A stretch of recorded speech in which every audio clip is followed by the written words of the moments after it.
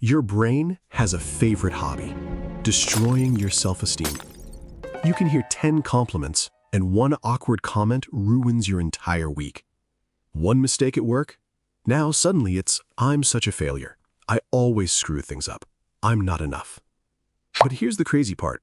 If your friend said those things about themselves, you'd stop them immediately. So why does your brain talk to you like this? Because your brain treats rejection, embarrassment, and failure like threats.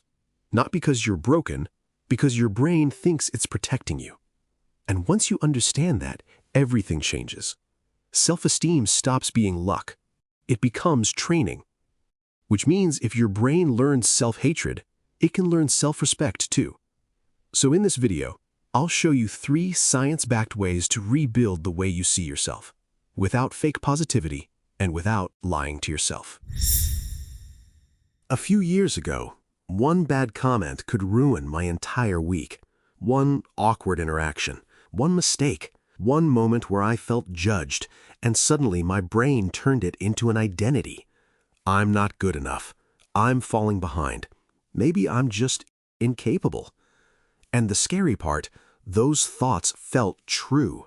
Not emotional, not exaggerated, true. But they were not truth. Here's what was actually happening. Your brain was confusing discomfort with danger. Your brain is naturally wired to remember negative experiences more strongly than positive ones. This is called negativity bias, because for most of human history, missing a threat was dangerous.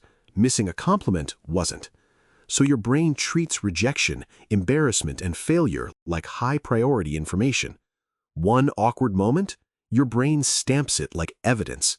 Don't forget this. Protect yourself next time. And over time, something dangerous happens. Your brain stops seeing negative moments as experiences and starts treating them like proof of who you are. One mistake becomes, I'm incompetent.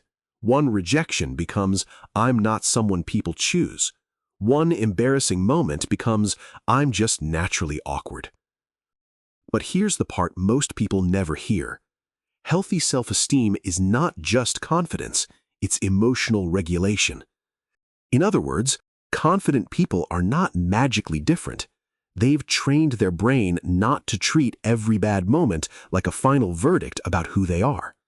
And thanks to neuroplasticity, your brain's ability to rewire, that pattern can change. Your self-esteem is not fate, it's training. Your brain says, I'm a failure. Most people instantly do the worst thing possible. They merge with the thought. Now the spiral starts. 6 hours gone, confidence gone, your whole mood hijacked by one sentence in your head. But here's the shift that changes everything. There's that thought again. That's it. Not fighting it, not believing it, just noticing it. Because the moment you observe a thought, you stop becoming the thought. And that tiny gap, that gap is power. Here's what's wild. You already know how to do this with other people. If your friend messed up at work, you wouldn't say, wow, you're pathetic. You'd say, relax, one mistake doesn't define you.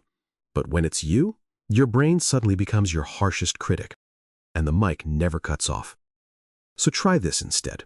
That moment was awkward, but awkward is something I experienced. It's not who I am. That's not fake positivity. That's psychological distance. And research suggests this kind of self-compassion helps interrupt automatic self-criticism and supports more balanced self-evaluation. In other words, stop treating every bad moment like evidence about your identity, because self-respect starts the moment you stop turning thoughts into facts. Here's the neuroscience most people never hear. Your brain strengthens the patterns it repeats. Neurons that fire together wire together. In simple terms, whatever your brain rehearses most starts feeling automatic. So if your inner voice constantly repeats, I'm awkward, I always fail, I'm not enough, eventually your brain stops questioning it. Your brain mistakes repetition for truth, not because it's true, because it's familiar. And here's where people get this completely wrong. Retraining your brain is not standing in front of a mirror screaming, I'm amazing. Your brain hates fake signals. What actually changes the pattern is repetition. Small, believable, repeated. So instead of, I can't believe I said that, I'm such an idiot, try, that was awkward, but honestly, I handled it better than I would have a year ago. Same situation, different signal. And that matters because your brain listens to what it hears most often. Right now, a lot of people are letting their self-esteem be trained by the harshest voice in their head. This is how you take the microphone back. But there's one more problem. Some beliefs get repeated so many times, they stop feeling like thoughts. They start feeling like facts. Here's what nobody tells you about low self-esteem. It's not just a feeling.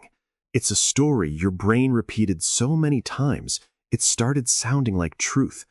I'm not smart enough. I'm behind everyone else. I'm just not capable. Your brain didn't create those beliefs out of nowhere. It took a few painful moments and built an identity around them. Then every mistake after that became evidence.